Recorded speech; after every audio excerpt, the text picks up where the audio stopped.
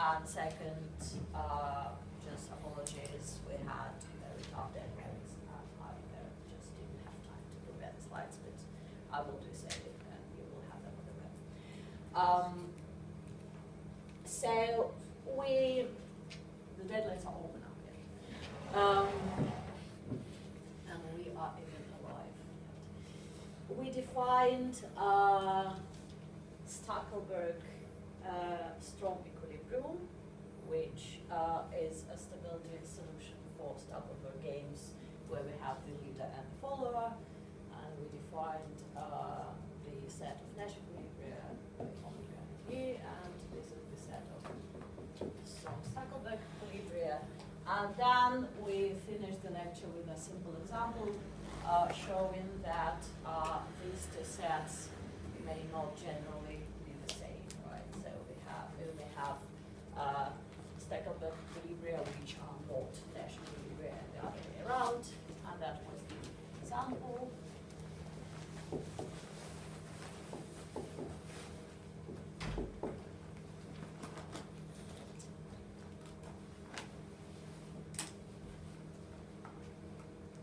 Here the only Nash equilibrium is plain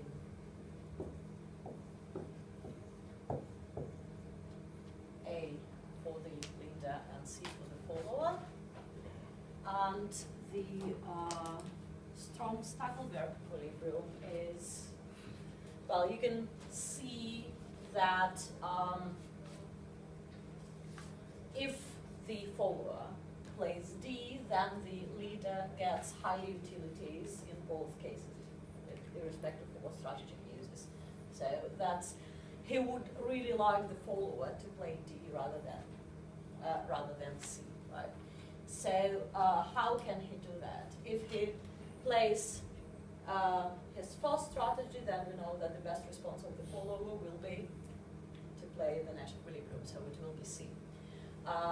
What he can do, he can play half probability for the first strategy, half the second, and that indeed will be exactly the his strategy for the strong equilibrium. So it's A with probability 1.5 and B with probability 1.5. And the best response, actually, yeah, I answered your question wrongly in the end of the lecture. So the best response of the follower to this is to play D. So that's for the defender, sorry, for the leader. And for the follower, we will have D is a best response.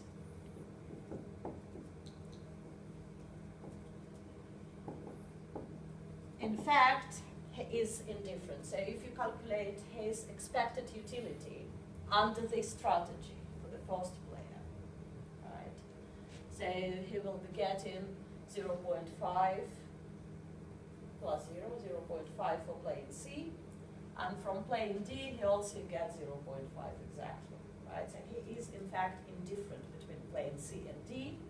And then we use the assumption that we have in the definition of strong Stackelberg equilibria, saying that, yeah, very unrealistic assumption indeed, saying that the follower will break the ties in the favor of the leader. And that's why his best response will be D. Okay? And then the utility of the defender will be indeed 2.5. So that's the example showing that this is not a Nash equilibrium, and the Nash equilibrium is not the strong Stackelberg strategy. So these solutions may be different.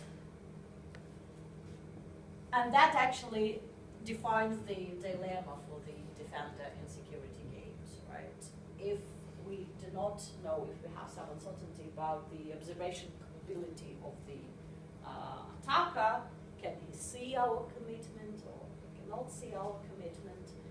Should we play as if it was a simultaneous game, a Nash equilibrium strategy, or should we model it as a Stackelberg game, given that the attacker actually can observe our commitment. Right?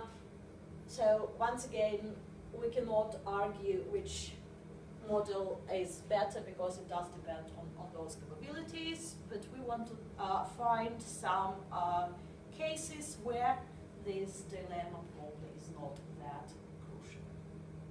Okay. So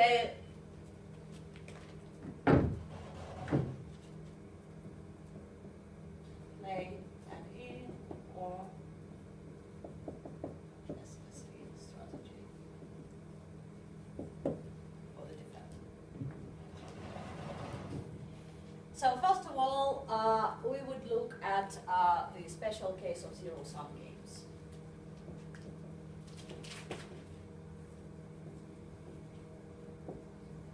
In zero-sum games, the utility of the defender is exactly the opposite of the utility of the attacker. In these games, life is beautiful because and E strategies are minimax strategies, maximin strategies, and the strong stackable equilibrium strategies are the same.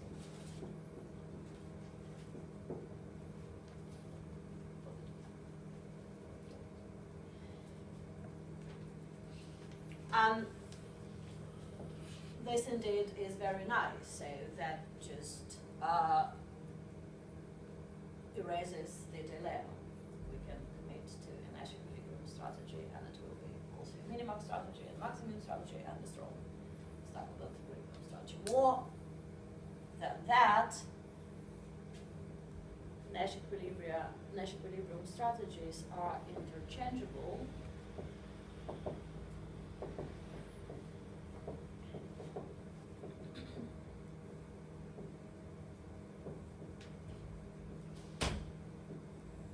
I will define it formally in a bit, but what that means that if I have two different equilibria, right, and I fix my strategy in one of them, and then I choose the strategy of the opponent from another equilibrium, that will define a Nash equilibrium again. Okay? So I can take any equilibrium strategy, and the opponent will play any from maybe other equilibrium strategy, that will be still a Nash equilibrium. So that's interchangeability. And that reduces the problem of selection your strategy even more. Right? So any Nash equilibrium strategy is good in zero-sum games. In non-zero-sum games, life is less beautiful, but I'll say not too bad.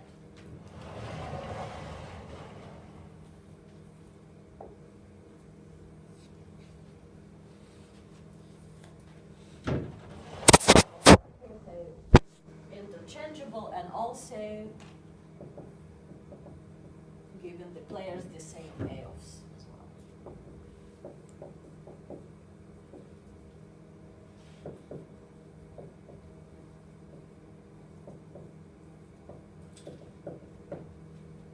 The same in different equilibrium, not the same in between them.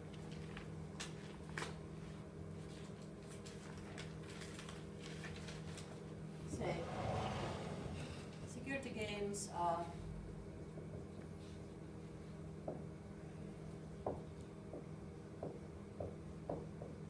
generally not necessarily zero-sum.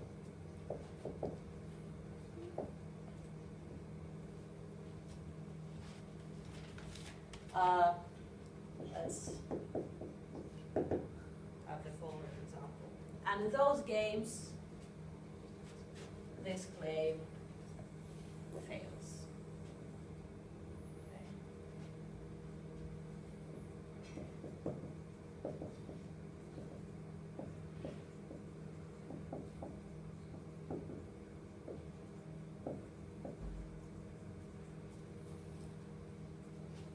for instance, we have 3 targets and 1 resource for the defender, and the defender has 3 actions.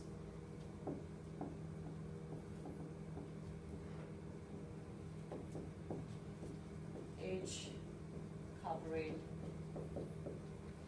exactly 1 target.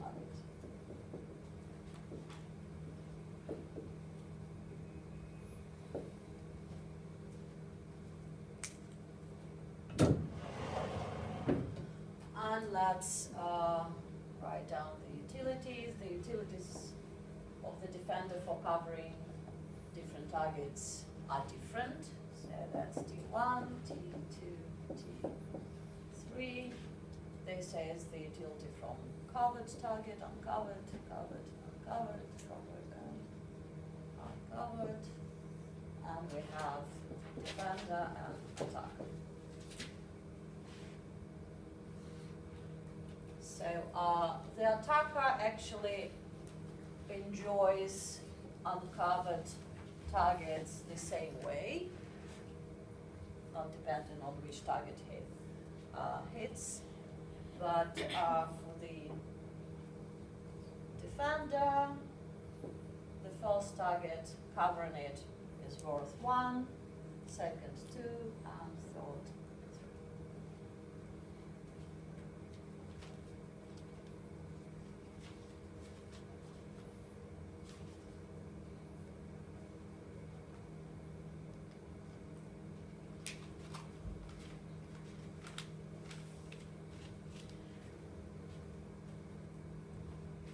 Now, the unique defender's minimax strategy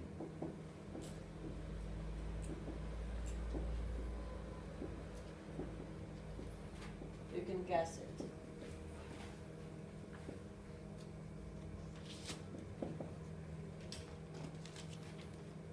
Minimax strategy, that's a strategy that a player takes to minimize the utility of the opponent, right? The opponent is indifferent between different targets. So you can guess and then check computationally that the minimax strategy would be symmetric in this case.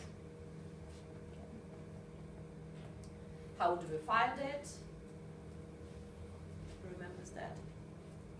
In two-player games, how do we find minimax and maximum strategies? Did you make a zero-sum game of keeping the other players, the attackers?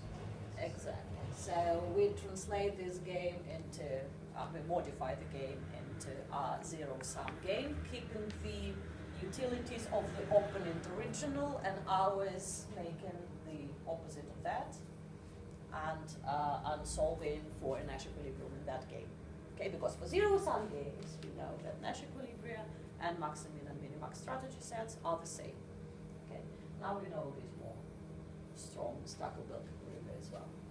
And doing the opposite thing, solving for the Nash equilibria of the zero-sum game where we keep the utilities of the defender and making the utilities of the attacker the opposite, we will find that the maximum strategy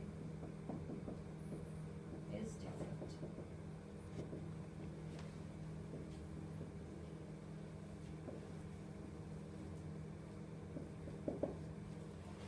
It will be 6/11, 3/11, and 2/11.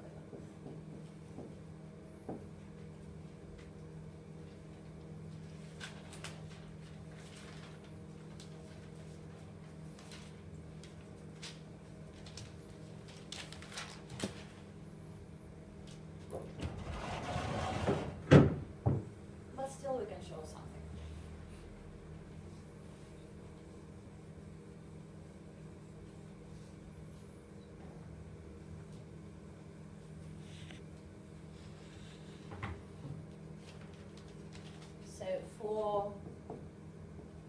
a mixed strategy of the defender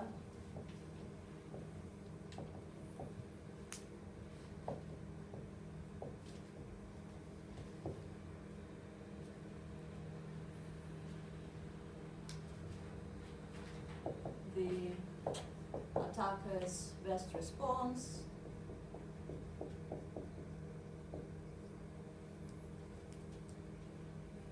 utility would be the maximum that it gets under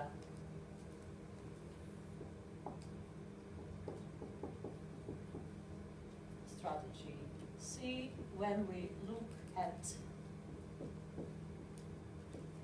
his pure strategies at the moment.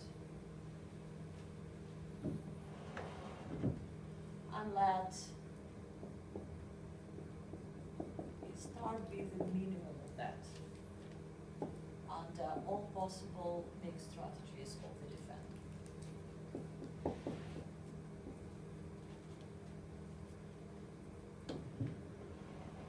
And then we define the set of the defender's minimax strategies as those that bring the attacker to his minimum among the maximal utilities.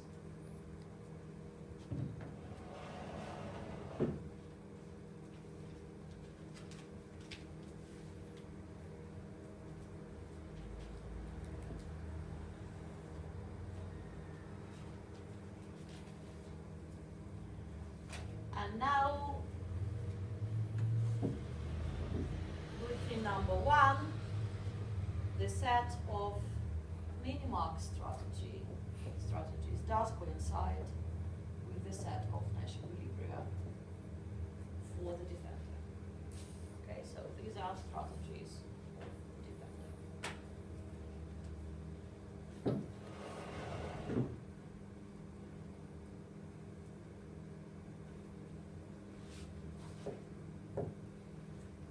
So we know from the example that this does not coincide with the set of max-limit strategies. Right? Minimax strategies are equilibrium strategies.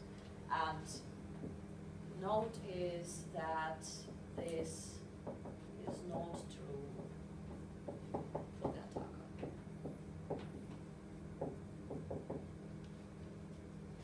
But we care about what the defender should do.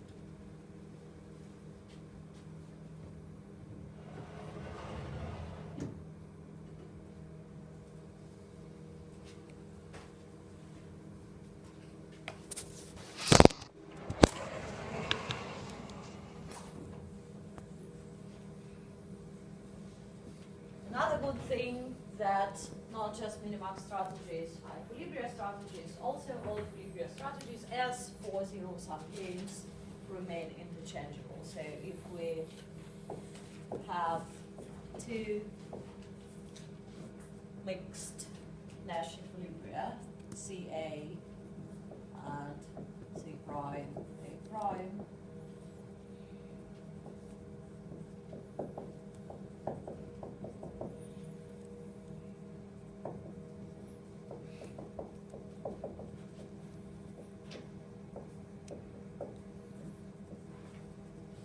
then C prime A and C A prime are also N.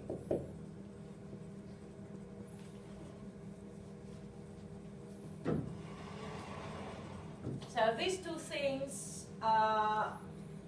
help us in the case where we know that the attacker cannot absorb our committed strategy. In that case, we would suppose that the simultaneous model is the best one to play, and then we know that playing minimax strategy would be to play Nash equilibrium strategy, and also any Nash equilibrium strategy is good enough. When we don't know what's the observation of the capability of the attacker, we have to say something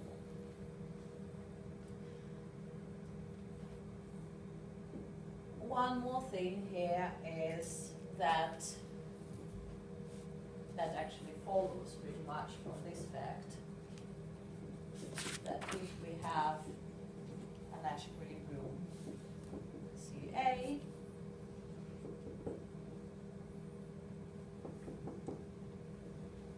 then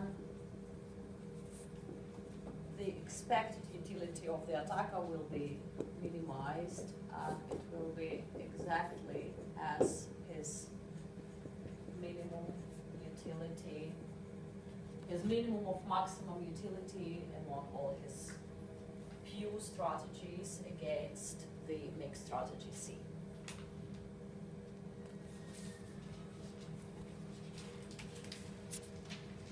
Why is that true? On one hand, we know that the expected utility of the attacker would be, I'm just writing down the expectation, say he plays each pure strategy with probability AI, and in that case he gets UAC TI, and that should be less or equal than the maximum of those things that we denoted as EC, right?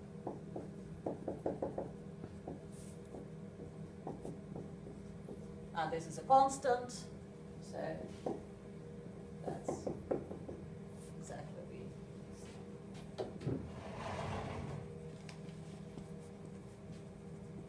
Now, on the other hand, the attacker plays his best response. So A is a best response to C. And that's why the utility of the attacker from playing that should be greater or equal than his utility of playing some pure strategy T star that gives him maximum utility, right? And that is EC. So that's for T that belongs to, that maximizes the utility of the attacker among pure strategies, though. That's exactly the definition of V of C, so that's exactly E star, and we're done.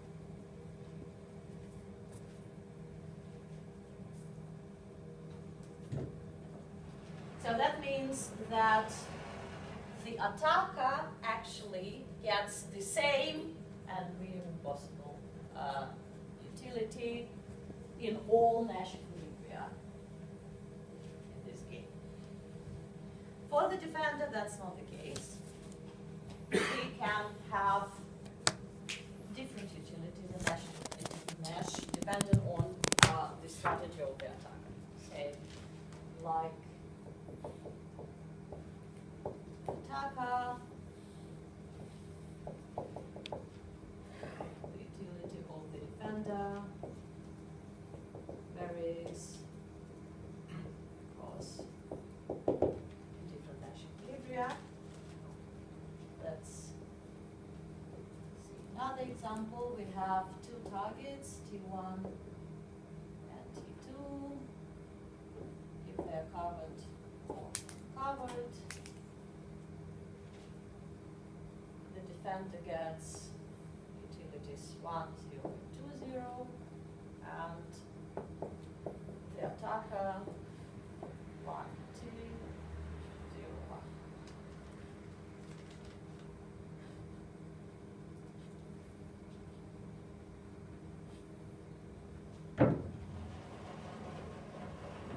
You can translate it into the more standard matrix of payoffs. Say, yeah, the defender has one resource covering one target at a time.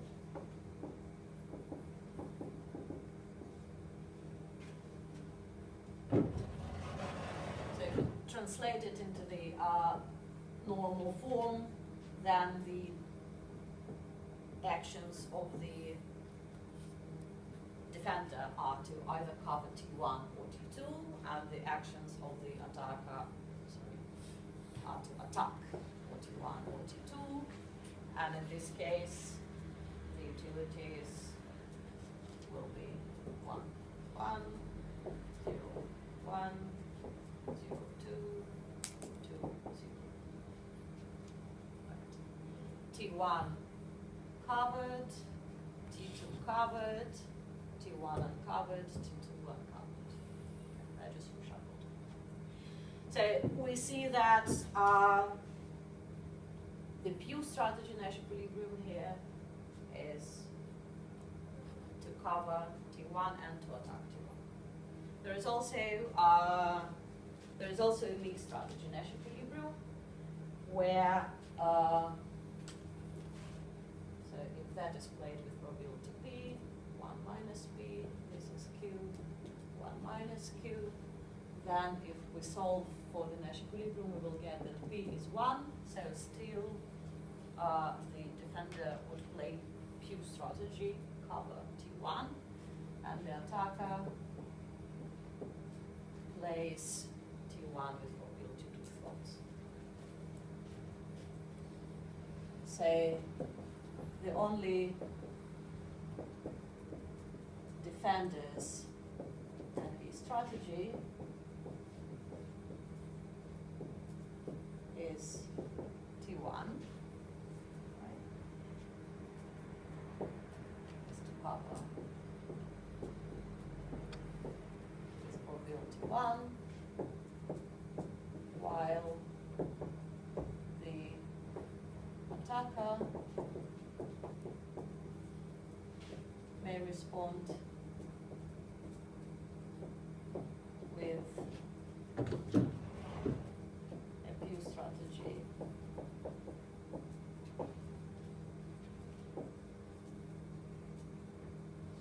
of attacking T1 with probability 1, or mix strategy of attacking T1 with probability 2 thirds. Right. In these two different cases, the utility of the defender will be different. Right? In the pure equilibrium, it will be 1. In the mixed equilibrium, it will be 2 thirds, because with probability 1 third, it will get utility 0.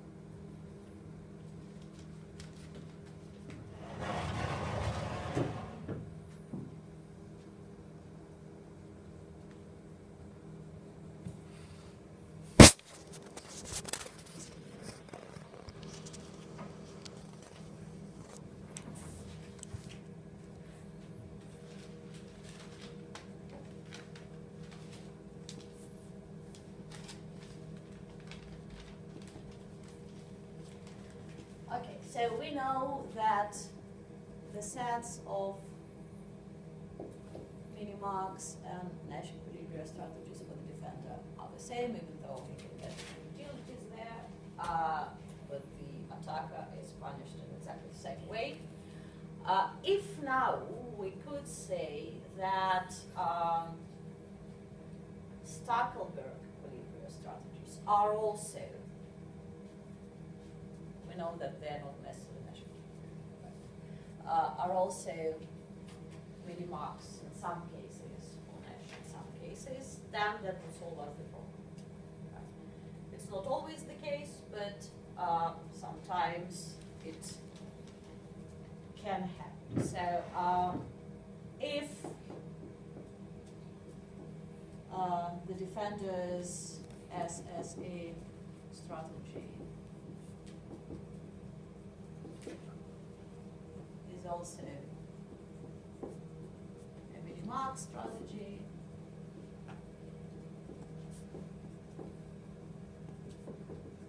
Then it also would be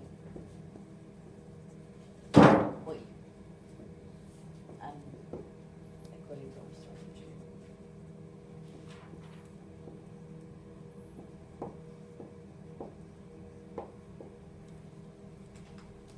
Generally, this is not the case. We had an example for general Stackelberg games. We can replicate an example in security games as well, and I want to do it because that actually explains the nature, where the problem comes from. So assume we have 4 targets.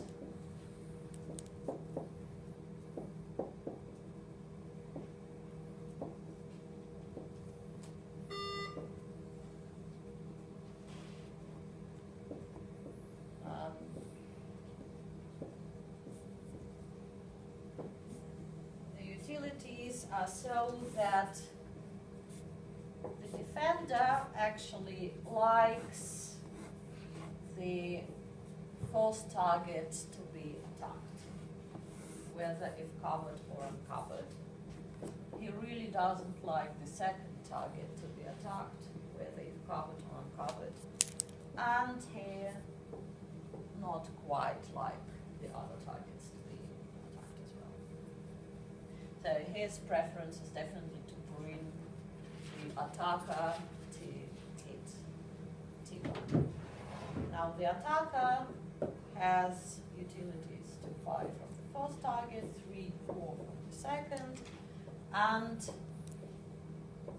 his utilities for targets 3 and 4 are dominated by his utilities from T1 and T2.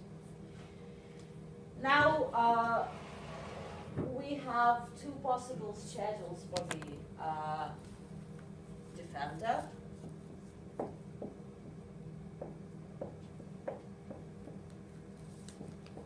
And they are, the first one is to cover T1 and T2. Or another schedule is to cover T3 and T4. Okay. No other possibilities, so we cannot cover just one target and so on. Now what would be the best strategy for the defender in this case? What would be a good strategy? Okay, don't try to optimize, try to, So you want to bring the attacker here, right? Now you're a bit screwed because you cannot cover just T1, you would cover T2 as well, right? And the attacker would know you're committed to that, so you might attack this target. So somehow you want to place as much probability for playing this strategy, but so that covering T2 does not appeal to the attacker too much.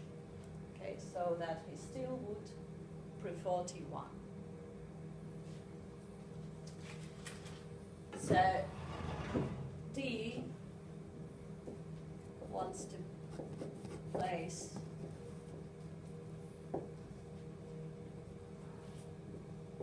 as much probability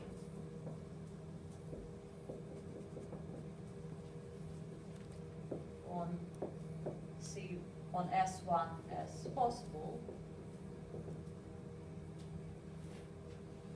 but without making T2 appealing.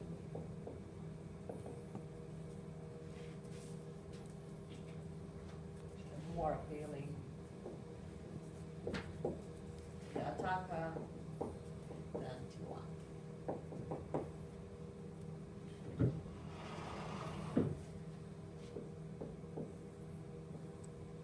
This is achieved by playing C1 with probability 1.5 and C2 with probability 0.5.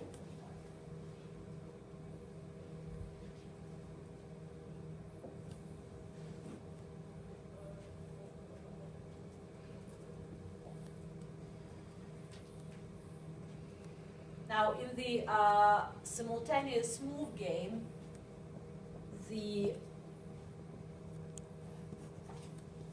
strategies, the targets 3 and 4 are dominated for the attacker, right? So he would never attack them if the game is simultaneously played. The defender, of course, understands that, so there is no point to cover those targets at all. So there is no point to put any positive probability on playing C2. So his Nash equilibrium strategy would be a pure strategy of playing the first schedule. Okay. So in contrast, in simultaneous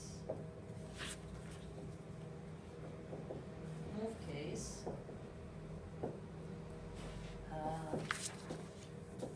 targets T3 and T4 are dominated for the attacker. So there is no reason to cover them.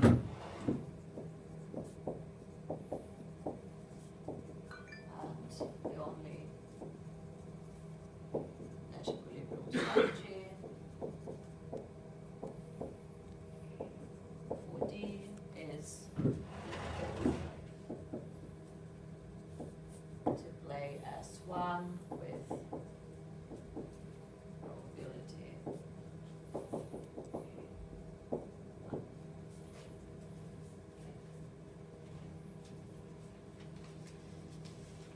So indeed, Stackelberg and Nash equilibrium strategy are opposite. Now the reason for that actually comes from that very fact that the defender here was restricted to play subsets or to cover subsets of targets. And he was not flexible enough, for instance, to put much probability on covering target 1 without making the second target appealing for the attack.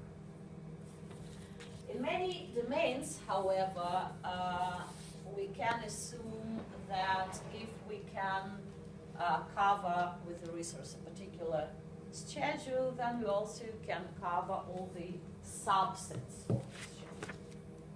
Okay? Because we can, with the same resource, we can cover fewer targets than some maximal number that is given by the schedule.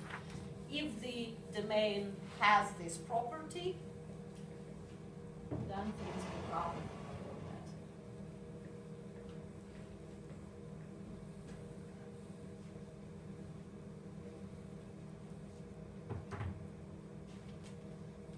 so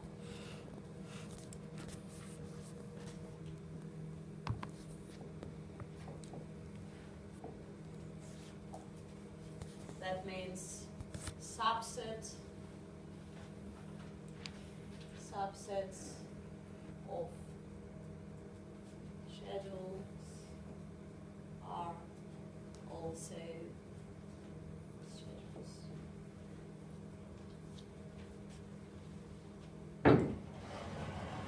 Formally, that for every resource Ri,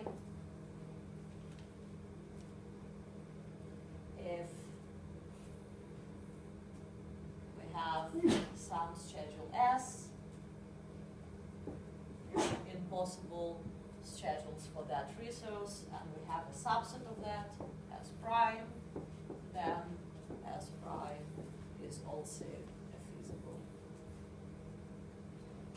schedule.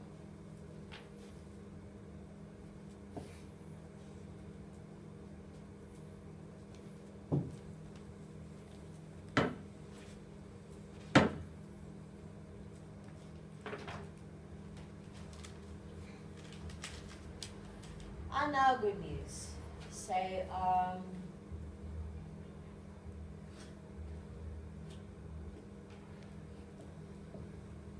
if we have a game that has this property, then the set of Stackelberg strategies is included in the set of minimax strategies, which we know is equal to the set of Bayesian. So what does that mean? If we don't know, we have uncertainty about the observation capability of the attacker, but we know that the domain is such that every subset of the given schedule is also a physical schedule, then we can commit to the Stackelberg equilibrium strategy safely, and that would be also the minimax and the Nash equilibrium strategy, and given the interchangeability of Nash equilibria, that's also a safe thing without making any assumptions about which equilibrium will be played by the attacker. So that's it about this model. Usually, we probably, as a defender, may have more uncertainty about the attacker, not just about his observation capability, but also his utility function, for instance. So in those cases, we have to define the uncertainty about the attacker, and one of the ways to do that, the standard way, is to model the game as a Bayesian game, which I will do after the break. And that assumes that there is nature that assigns different types, possible types, to the opponents in the game. Right? So you don't know exactly what will be the type of the opponent, but you have some beliefs, you have some probability distribution on all possible types. And then we play the game having our utilities given as expectations under those distributions and looking for equilibria in these terms. The definition is a little bit heavy notationally. We will define that because you might need it for auctions, where Bayesian equilibria is one of the standard solution concepts. We are not going to talk about security games played in the Bayesian context for the simple reason that that makes the game computationally hard. So if we look for Stackelberg strategies in Bayesian setting, the game is computationally hard in general, and also it's not well approximable. So there are no good approximations in that case. There are still some works that talk about approximation algorithms for those games, but the approximation ratio that they give is not great. Okay. Other directions that were considered in the setting of security games is to look at attackers that may attack multiple targets at once, not just a single target that we considered here. Then another work is to look at imperfect attacker in the sense that we want to relax the unrealistic assumption of them optimizing our utility in the case where they are indifferent. I'd say that is indeed an unrealistic assumption, and we want to get rid of it. So there are some works that do that.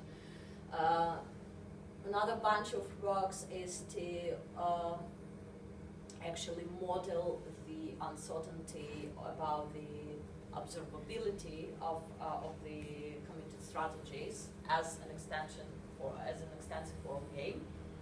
So with some probability, the attacker will see our commitment. With the complement probability, he will not see the commitment, and what we do then. So there are different directions